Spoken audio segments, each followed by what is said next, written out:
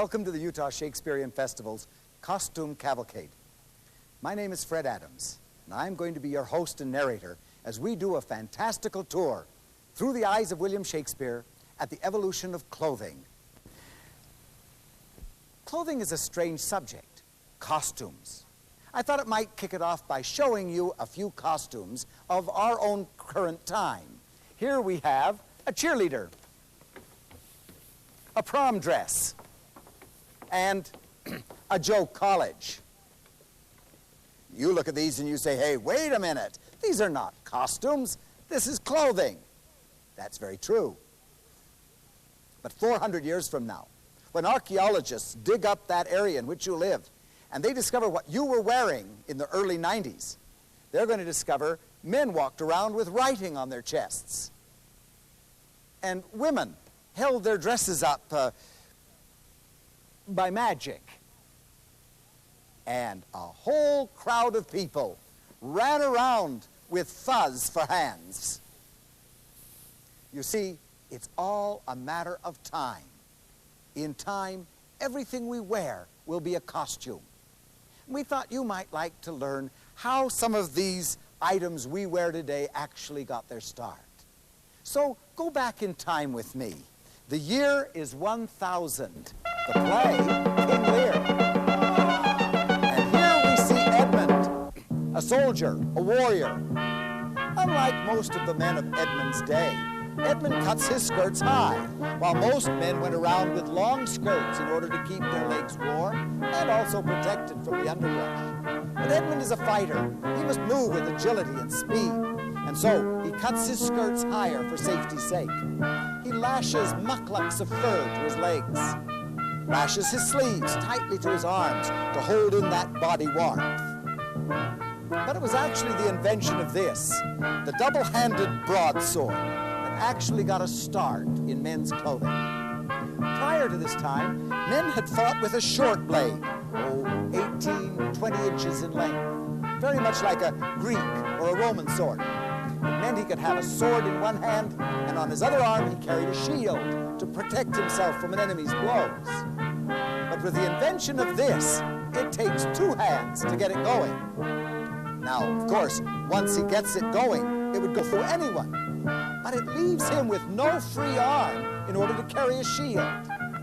So his wife builds these tabards of leather on the outside, edged and lined with fur for warmth and softness. And then sandwiched between the leather and the fur, she will sew hundreds of large bronze rings, very much like a modern-day washer. And this metal, embedded in his clothing, will keep a spear, an arrow, a sword from penetrating. And he's literally wearing the granddaddy of armor. A more typical garment, however, is that worn by Lear himself. Lear's gown is cut clear to the floor, homespun wool, but you will notice that it is banded in leather in all of those places where it might wear out. For you see, this was not a time of prosperity. There's not a lot of money in Britain. Even the monarch has got to somehow conserve his clothing. And so, bands of leather at the hem, at the wrist, the elbow, and at the hip.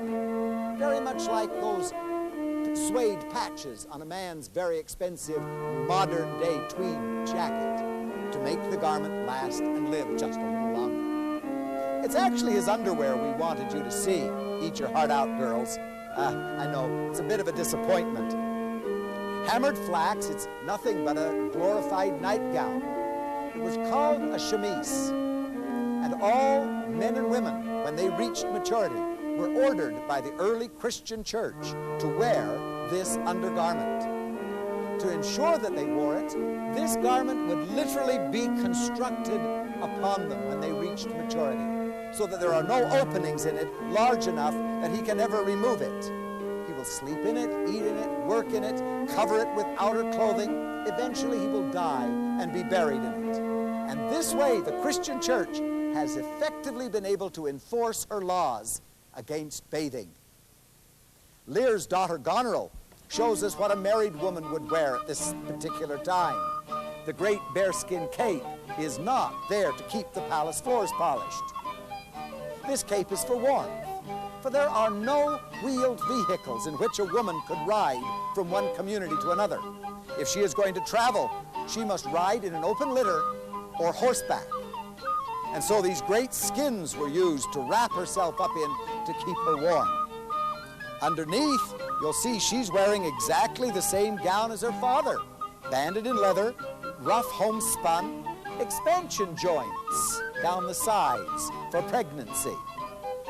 The ladies are interested in her wedding veil, the gorget and the wimple. Placed on her at her wedding day, this veil is never to be removed in public, so that no man but her legally wedded husband will ever see her face or her hair. The pockets in front keep her hands nice and warm, but the wonderful pockets were inside this gown. Up around the knee, inside the skirt, in the sleeves at the elbow line would be large, square, flat patch pockets in which the ladies of Northern Europe and of Britain could carry, on those very coldest of days, live mice, rats, chipmunks, or squirrels. And the body warmth from these living rodents inside her dress will keep her joints from locking up with arthritis. Central heating. And so when we talk about the good old days, you remember, in the good old days, they never bathed, and they wore rats. 100 years and a great deal of improvement takes place. Architects have finally come up with some changes that will impact clothing. The play is Hamlet, and here we have Ophelia and Hamlet.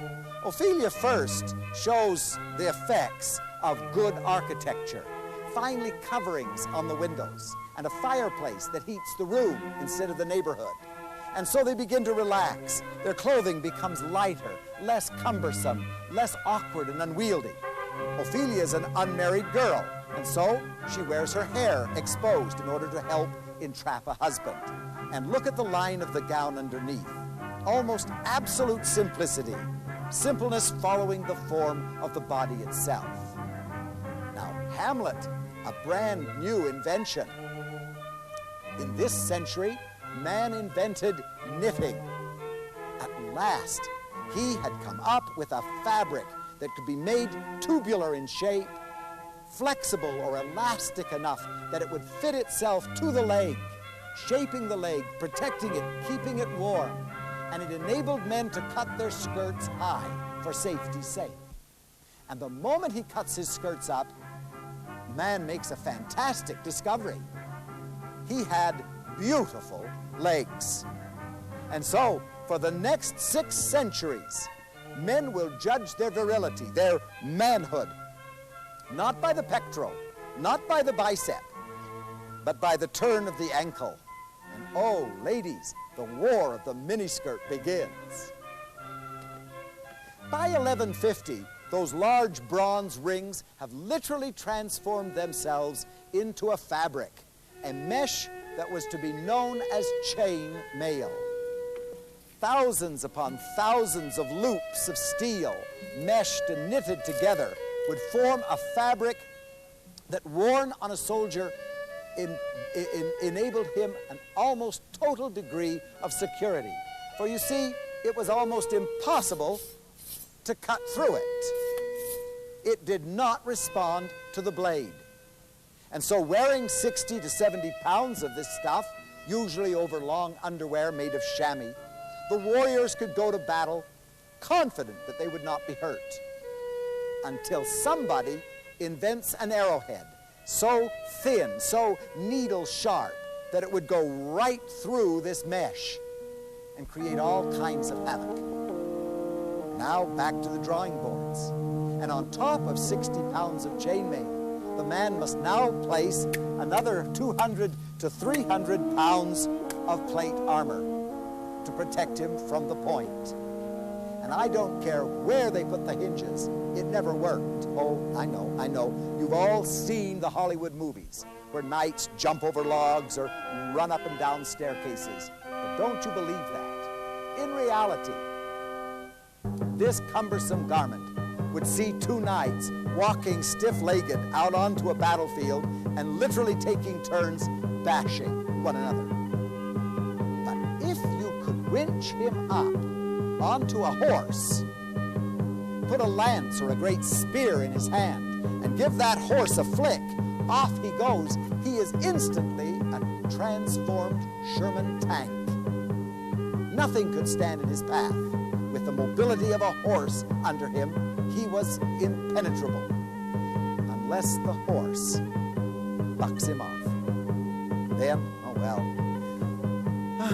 a grade school girl could kill him with a sharpened pencil. By 1200, prosperity has come to Britain. And with prosperity, the ladies, finding money in the home, they decide to go shopping. They want to dress. They want to look as important as they now are beginning to feel. They decide that they will dress and look like the most important woman that had ever lived.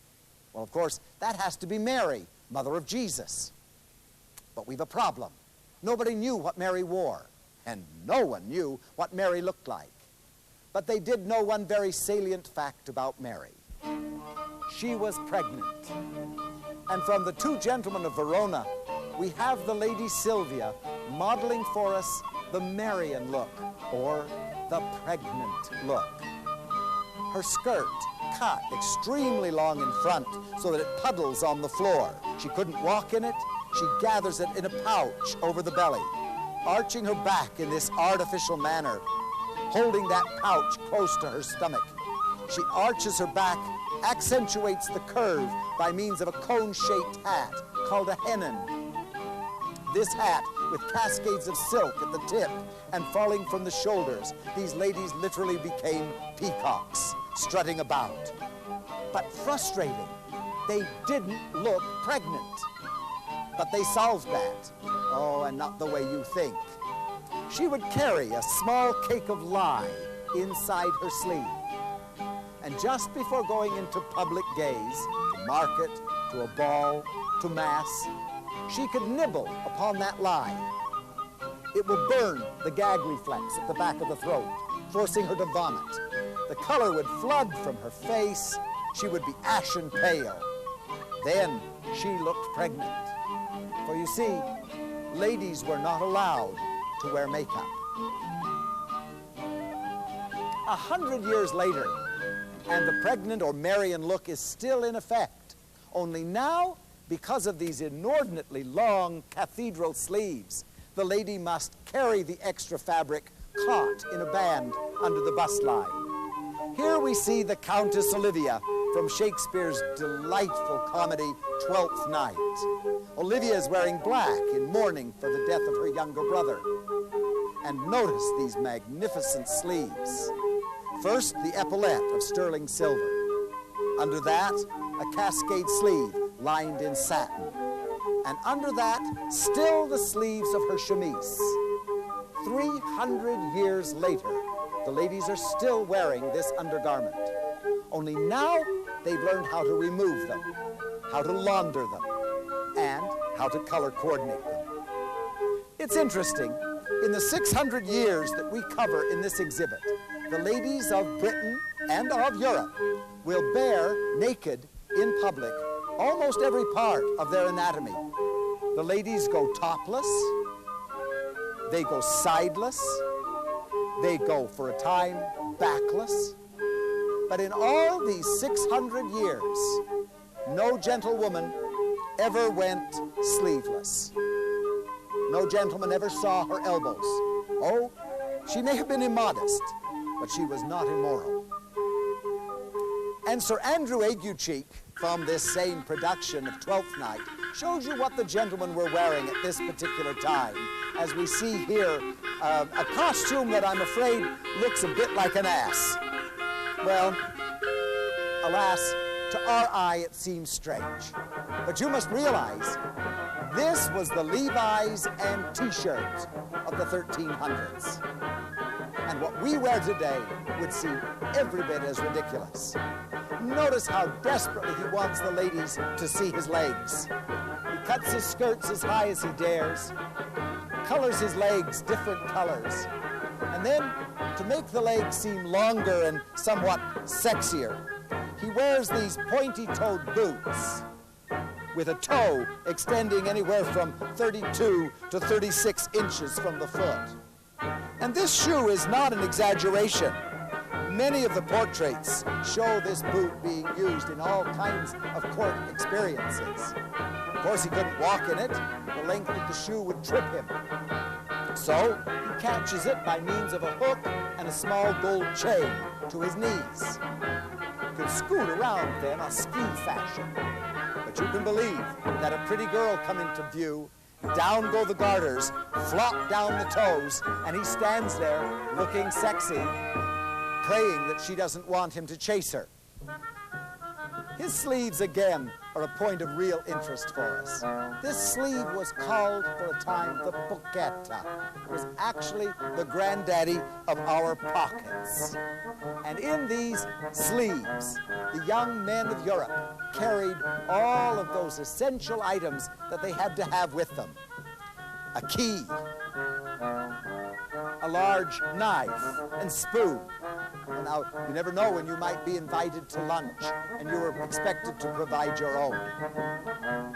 Most important articles, however, in a young man's sleeve would be 3 small round clay pots in which the gentlemen of Europe carried their lipstick, their eyeshadow, and their rouge. Oh yes, makeup was worn, but only by men. It really wouldn't be fair to just do the clothes of Shakespeare's England when he wrote so many plays about Italy. Set in Italian settings, he found the Italians to be the most colorful and somewhat volatile people he could imagine, a marvelous source for his plays. And so here we see two costumes from 2 productions of William Shakespeare's Taming of the Shrew. The first one is Kate, modeling a gown of Verona, set approximately in the year 1150. The city of Verona was a hot climate, very much like Phoenix, Arizona. And so the ladies of Verona wore lightweight cottons, their skirts cut shorter to allow circulation of air. And the ladies of Verona did not want to bulge where God had intended them to bulge. And so she has taken a huge triangular slab of whalebone. She's inserted it in the front of her blouse, lashed it tightly up the back, and then she bulges where she darn well pleases by means of thousands upon thousands of ruffles in these sleeves called bombast. Padding her hips with crescent-shaped pillows to balance off the dress. All of the portraits of the Veronese ladies of this period show them standing defiantly, hands on their hips in this manner. We wondered why, until we built one of the dresses, and the lady tries to put her hands anywhere else. Alas, they're not going to go anywhere else. And Petruchio. Petruchio is from another production of Taming of the Shrew, since at the Utah Shakespearean Festival, we do not reuse costumes. We only use them for one performance, one production at a time. And this production was set in the year 1250. Now, I know where you're looking, so we probably should talk about that part of his costume first. This is called a codpiece. And if your gentleman had to wear tights all day long, they too would invent a fly. Now that's all it is, a glorified fly. And the men of Europe loved their codpieces. They had them gold chased, embroidered, bejeweled, and actually even had them fur-lined. But it's his cape we most wanted you to see. This cape was a gigantic enigma in history of clothing. For these capes weighed anywhere from 20 to 27 pounds. 6 and 7 layers of fabric would be sewn into a single cape. Always one of the interior layers was of leather. Why, in a country the heat of Phoenix, would men wear something this hot and this heavy? Well, it's leather and it's armor. A blade, an arrow, a sword could not penetrate it. assassin steps out from the shadows, instantly Petruchio can throw his cape about himself, draw out his own sword, and defend himself. For you must remember, the very first reason we wear clothing is for protection. My favorite time in history is next. The year is 1350. It's the beginning of the Italian Renaissance. The city is Florence. And here we see from Shakespeare's delicious comedy and romance, Much Ado About Nothing, Beatrice and Benedick, in the clothing they will wear this evening to a formal dance. Beatrice, in other words, is wearing her prom gown. Notice, if you will, divided sleeves, embroidered in freshwater pearls, fluttering silk ribbons, and yards of silk chiffon, so that as she dances on the dance floor, swirling, fluttering, and sparkling, she will attract attention in very much the same way that your gowns today attract attention, and for very much the same reason. In the hopes that as she swirls out there, fluttering and sparkling, some handsome young thing on the sidelines will notice her, come out, ask her to dance, and rescue her from the nerd that brought her. And Benedick, a dancing cape of tangerine velvet to show off white hose. The beginning of trousers. Look at this. These were actually called pumpkin hose because of their shape. Eventually, they will get longer and longer and become the trousers that we wear today, hiding men's beautiful legs, except on the tennis court or perhaps on the golf course. The year is 1450.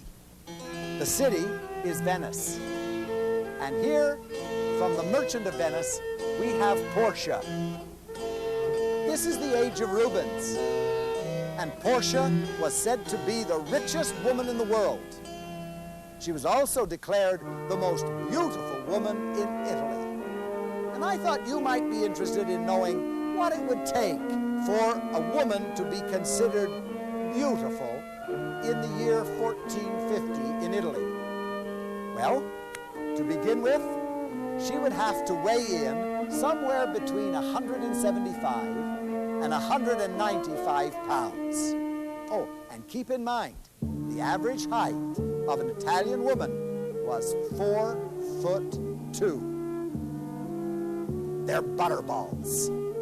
Men did not want bony. Men did not want skinny. Men wanted a woman they could get their hands on. And so, the women do everything in their power to please.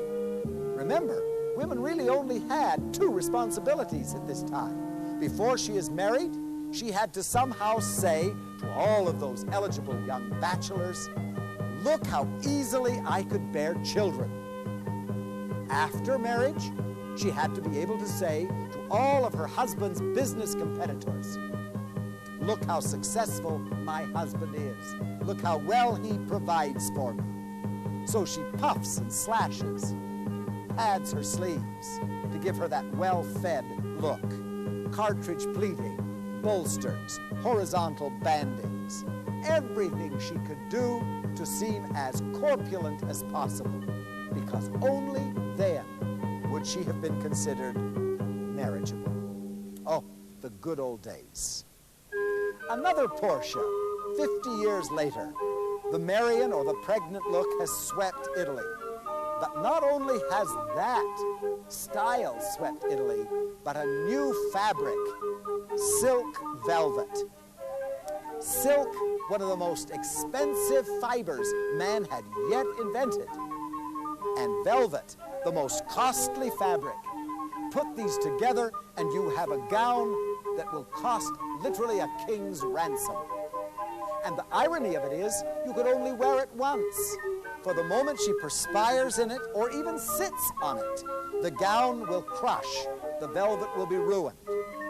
And so the rich merchants of Italy dress their wives in this beautiful, exotic, and costly fabric in order to say to the competition, look how successful I am. My wife is wearing a gown worth a ransom, and it will self-destruct before your very eyes. Oh, the vanity of business.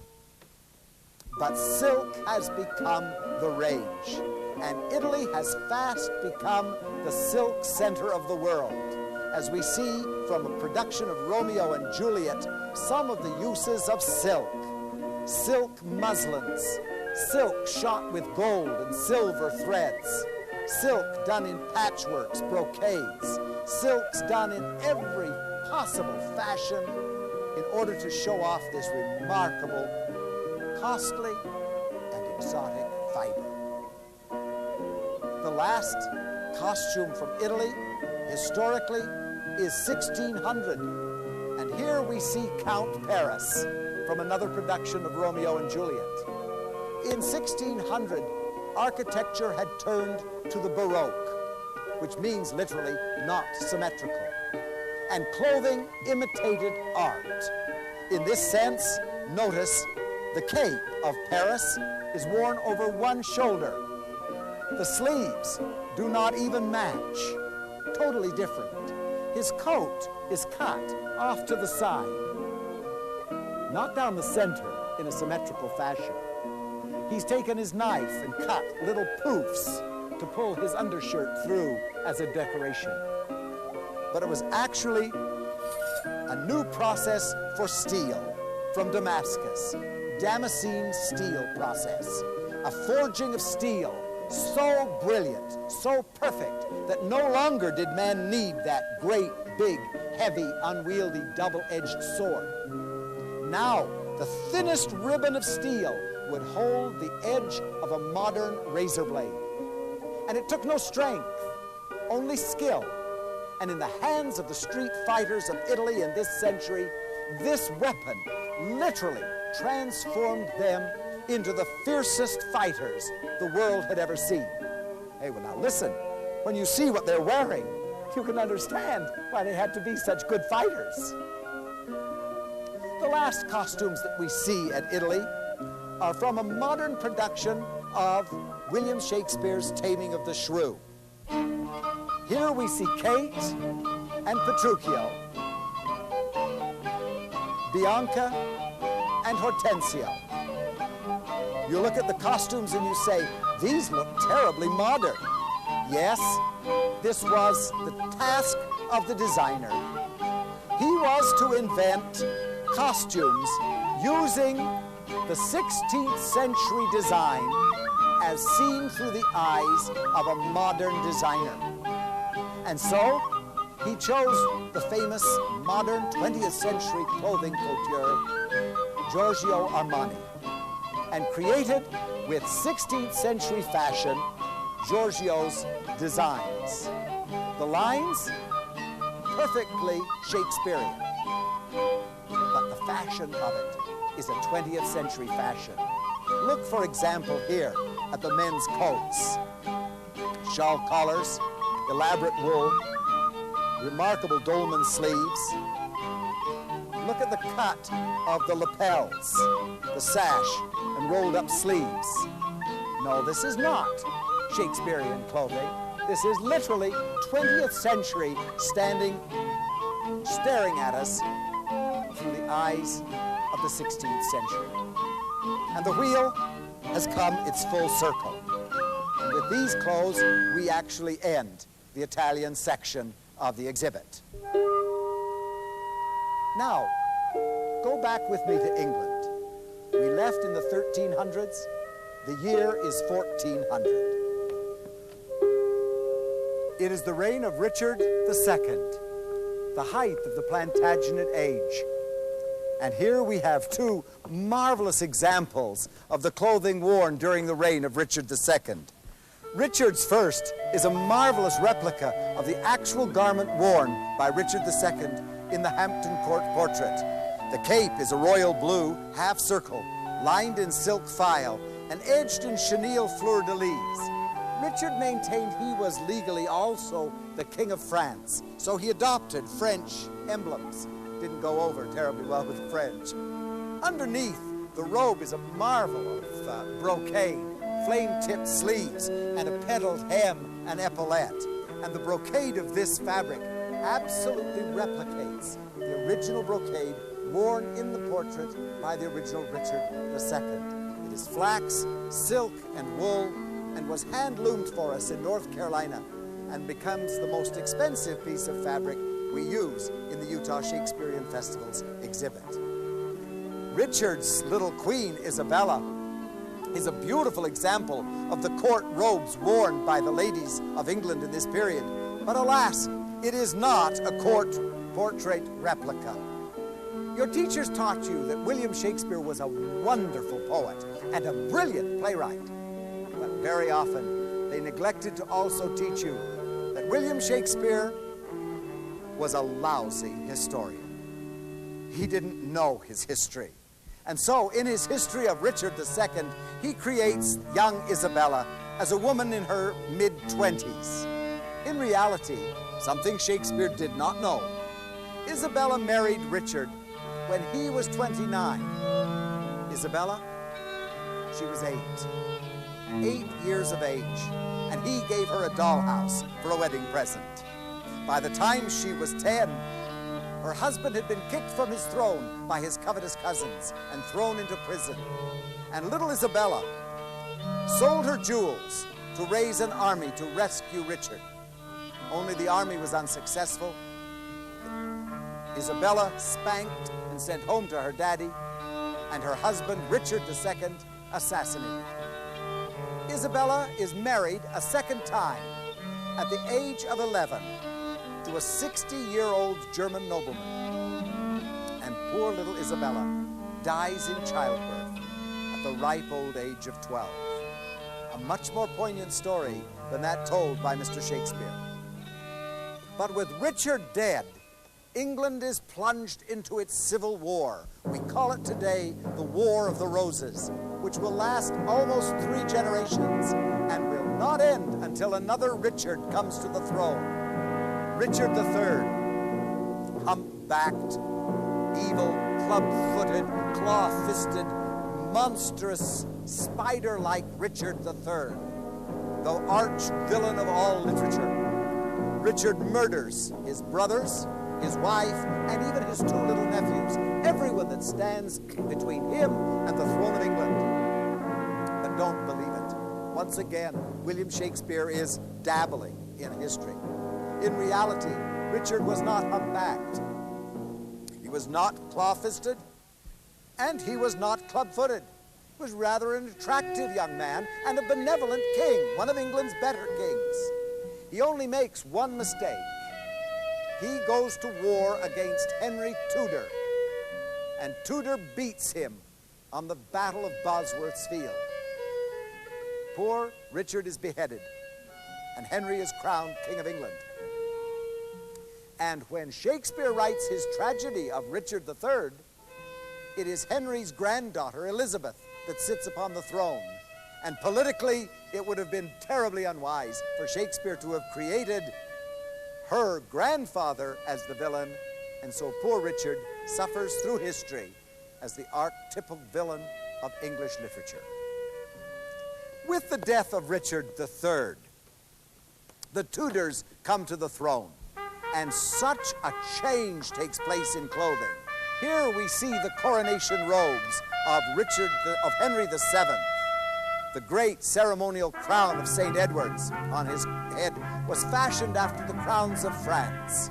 The sword of state is copied from the ceremonial swords used in Germany. The parti cape and the multi-striped silks all came from the continent, as Henry Tudor brings literally the new breath and fashion of Europe to the crown and throne of England. Now Shakespeare writes one play about commoners. The play is The Merry Wives of Windsor. We have seen kings and queens, dukes and princesses, but finally we get to see what a common man wore, as we see Dr. Caius. The Merry Wives of Windsor is one of Shakespeare's most popular comedies, and in this you see the common man accoutred. The linen ruff starched, the pork pie hat, this wonderful cannon sleeve with its ribbons of velvet tied with blue laces and tiny brass tippets that will jingle as he walks. But it's the garment underneath we most wanted you to see. Look at that. Is that gross? That's the pumpkin hose of Italy, only 100 years earlier, and how the English have transformed them. They called them, and I think it was appropriate, slops, with ruched leggings, cross gartering, and rosettes on the shoes. But it's this wonderful stomach that is the most fabulous part of this garment. No, that is not Dr. Caius.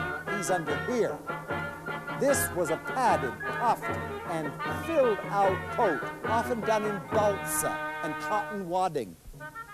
You see, the rich developed these gorgeous bellies that hung down over the belt.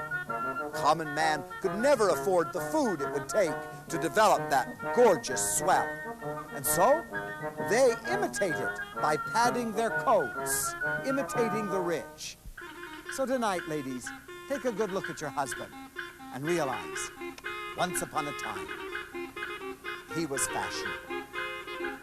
The most portraited monarch in England's history is next, King Henry VIII. Henry was the most snappy of dressers. He was considered one of the most fabulously portraited monarchs of all time. Henry only changed one thing more than his clothes. That was his wives. He has 6 wives. Henry was a snappy dresser, but Henry was a lousy king. Now, that's not his fault. Henry is not supposed to be the King of England. That's his older brother, Arthur.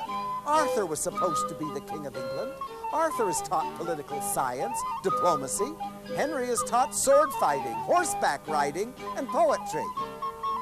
Arthur is married to the beautiful Spanish princess, Catherine of Aragon, so that Spain and England can have a lasting peace alliance. Catherine comes from Spain with beautiful Spanish fashion. Catherine, you will remember, is the daughter of Ferdinand and Isabella of Spain. It is her mother that sends Christopher Columbus in search of the new trade routes. Catherine and Arthur are married, that this great treaty can be united. But Arthur goofs. He dies before his father, leaving poor Catherine a widow before she can ever be made queen. Now the Spanish treaty is in jeopardy. And so the kings of England and Sweden, now the kings of England and Spain, ask the Pope in Rome for permission to allow little Henry, much younger, to marry the widow of his dead brother. The Pope, desperate also for that alliance, allows the marriage, and Henry and Catherine are married for 22 years. In those 22 years, Catherine will bear Henry 18 children. Now, don't be impressed. Only one of Catherine's babies, a little girl named Mary, will live longer than 2 weeks. The rest of Catherine's babies will be stillborn, miscarried, or die within hours of their birth. Now, Catherine is older than Henry and comes to an age when she can no longer bear children. Henry is desperate for a son, a prince, an heir. And so he asks the Pope for permission to divorce Catherine. The Pope says no divorce. So Henry sets up the Church of England, excommunicates the Pope, divorces poor Catherine, and marries a young English girl by the name of Anne Boleyn. No, not Anne Boleyn. Anne Boleyn, to rhyme with good English woolen. Anne was a ravishing beauty in the court. Henry lusted after Anne and asked for her hand. Anne said, "Make me Queen of England, and I'll give you a prince, a son, an heir." Henry believes her, and he shakes the very foundations of Christendom for poor Anne. Only Anne goofs. She doesn't give him a son. They have a daughter, a red-headed little imp, named after Anne's mother, Elizabeth. Henry is livid. months after the child's birth, Henry has the marriage annulled. The Princess Elizabeth declared illegitimate, and poor Anne beheaded on trumped-up charges of adultery. And Henry goes on to marry wife 3, 4, 5, and 6. And oh yes, he does get his son, Edward, sickly little boy, who only lives a few years after his daddy. And when Edward dies, it's his oldest half-sister Mary, the daughter of Catherine of Aragon, that comes to the throne of England. Oh, now we have a problem. For you understand, Mary is a devout Roman Catholic in a country that for almost 3 generations now has been Protestant. Mary orders everybody back to the Mother Church, and hundreds of men, women, and children are burned alive at the stake. And poor Mary goes to her grave with the horrible title, Bloody Mary. Oh, you thought that was a drink with tomato juice. And Anne's little girl Elizabeth fools them all. For Elizabeth is brought to the throne of England, put there by the Protestant party to avert a civil war. Here we see the young Princess Elizabeth at the age of 13. It is again a portrait gown, replicated to almost perfection. The gown, alas, was actually not Elizabeth's. It was her older sister, or her older half-sister, Mary Tudor, who owned the gown and had been painted in the portrait years earlier. But poor Elizabeth didn't have the wherewithal for many of her own clothes, and so she was given hand-me-downs from her half-sister Mary. Only that will very quickly change. With the death of Mary, Elizabeth is on the throne of England, never to wear hand-me-downs again. As we see here, the type of clothing that would be affected by Elizabeth Gloriana, Elizabeth the Glorious, Elizabeth I. Hers would be an unparalleled reign in the monarchy history of England. For Elizabeth will literally transform a third-rate nation into one of the foremost empires on the face of the earth. And she will do it without the help of a man. She will do it as the Virgin Queen, and will go down in history as the most remarkable monarch England, or for that matter, Europe, has ever known. We could spend hours just covering the clothing and the styles worn during the 44-year reign of this remarkable queen. But let's look at a few of them. The play is A Midsummer Night's Dream. It is the beginning of Elizabeth's reign. It is her first decade. And here we have Hermia and Lysander.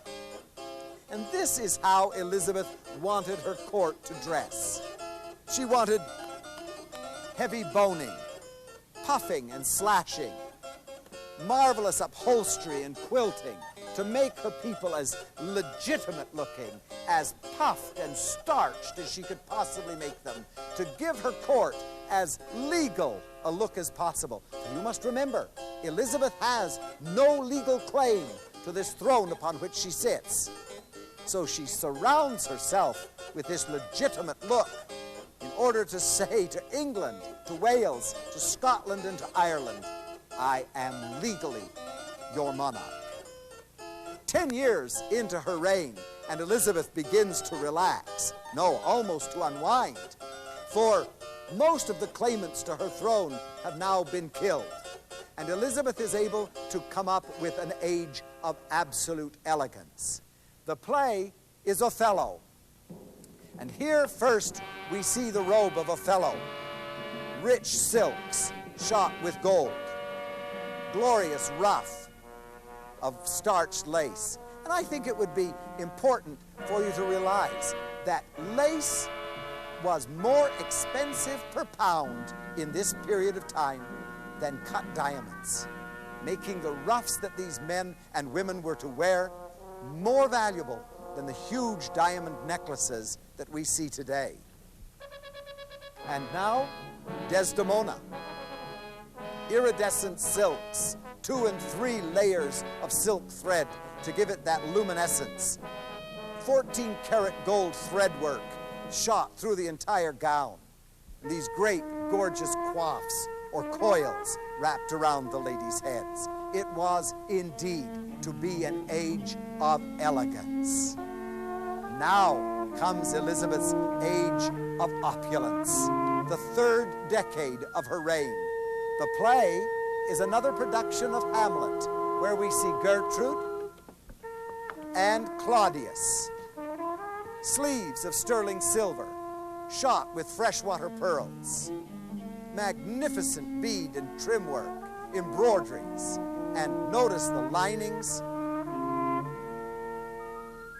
of mink. This was Elizabeth saying to the world, I am magnificent. The last decade of Elizabeth's reign, the play is Love's Labour's Lost, and Elizabeth totally relaxes. She could care less what Europe or anyone else thinks of her. She's already accomplished more than any monarch in England's history. And here from Love's Labour's Lost, we see the King of Navarre. I know the costume looks a tad wimpy, but before you make too much fun of this costume with its high heels, its silk stockings, dripping in lace, ladies, you should remember that with the exception of the brassiere that you were wearing, there is not one article of clothing worn by women today that was not originally designed to be worn only by men. Permanents, plucked eyebrows, false eyelashes, cosmetics, pierced earrings, necklaces, see-through blouses, garter belts, pantyhose, and high heels, all first worn by men.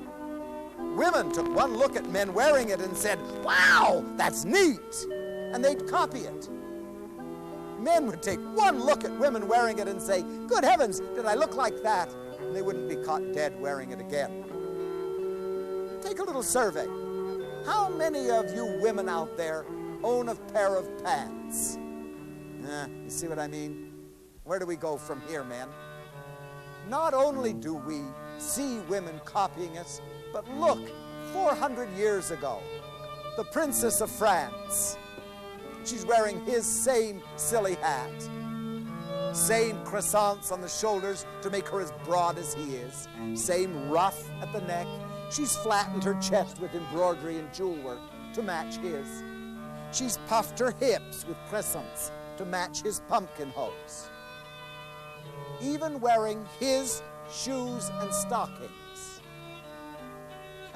Everything she could do to be as masculine as possible, and you all thought he looked feminine. There's just no justice. The last monarch that we see at the Utah Shakespearean Festival is the reign of James I. James comes to the throne upon the death of Elizabeth from Scotland, and he brings beautiful Scottish fashion with him. Here we see the identical twins, Sebastian and Viola. Oh yes, Shakespeare also thought that boys and girls could be identical twins. It boggles the mind.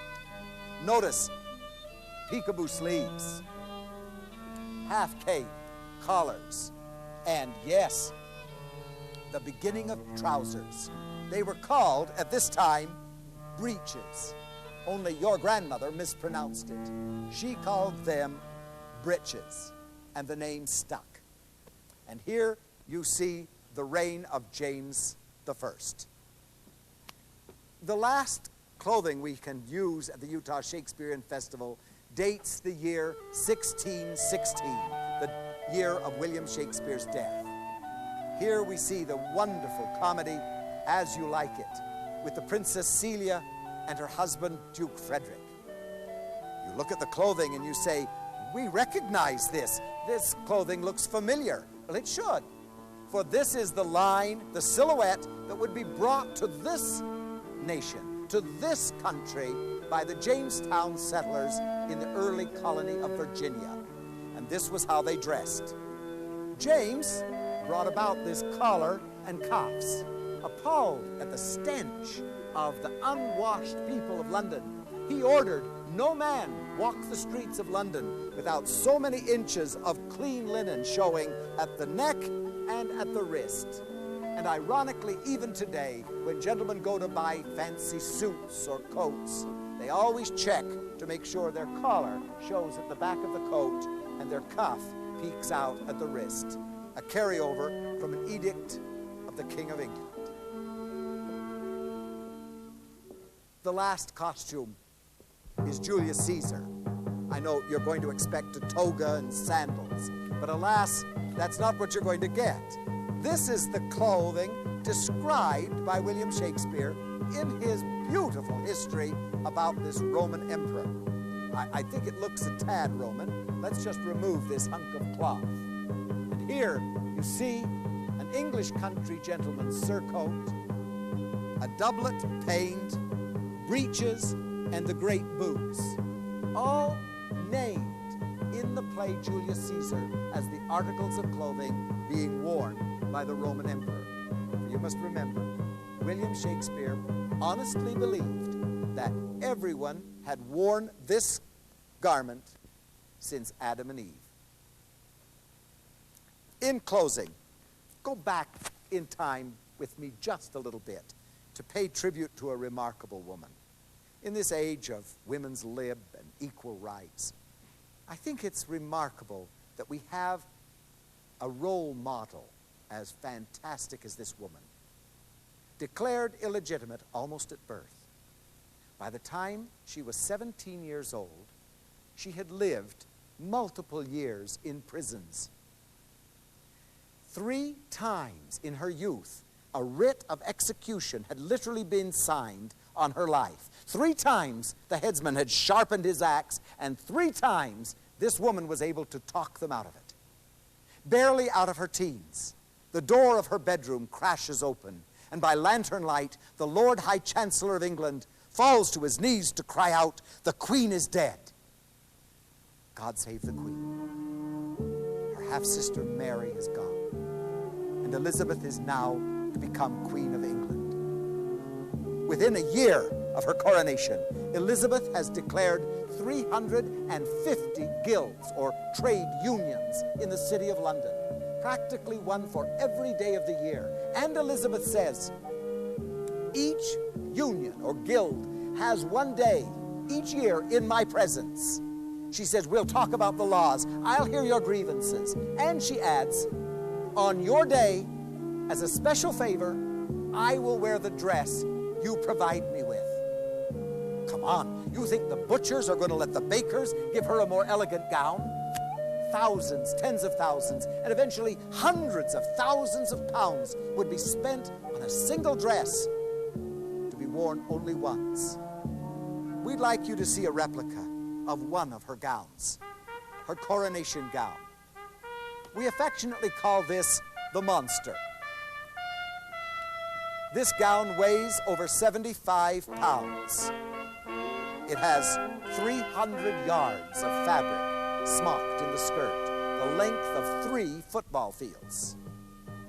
The velvet was specially dyed in Toronto, Canada, to match the exact velvet worn by Elizabeth at her coronation. Alas, I'm afraid under camera it looks black, but in reality, it is red. Blood was the color in honor of her executed mother, Anne Boleyn. Elizabeth's original gown weighed over 300 pounds. She weighed less than 90, could not even stand in the dress. And so a stool was built under the hoops. She sat throughout the service, carried from station to station by means of oak poles. Hospitalized from the weight of this gown. Why would she subject herself to such pain? Remember, the ambassadors of every known nation on the face of the earth would attend her coronation. And they would go back to Sweden, to France, to Spain, to Germany, and say to their kings, Elizabeth is magnificent. And oh, she was. Ladies must never forget, this is the first woman to have an age named after her. the Elizabethan age.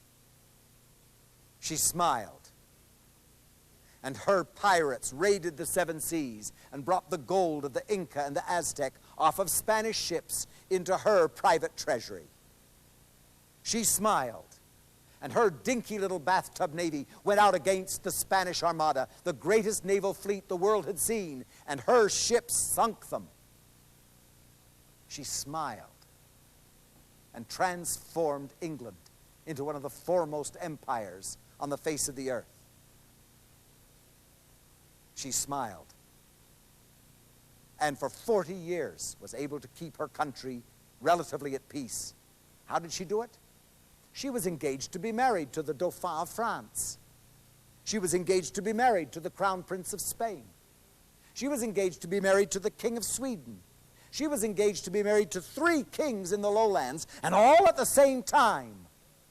Nobody dared go to war against the woman that might eventually become their queen. We could use a president in the White House like this.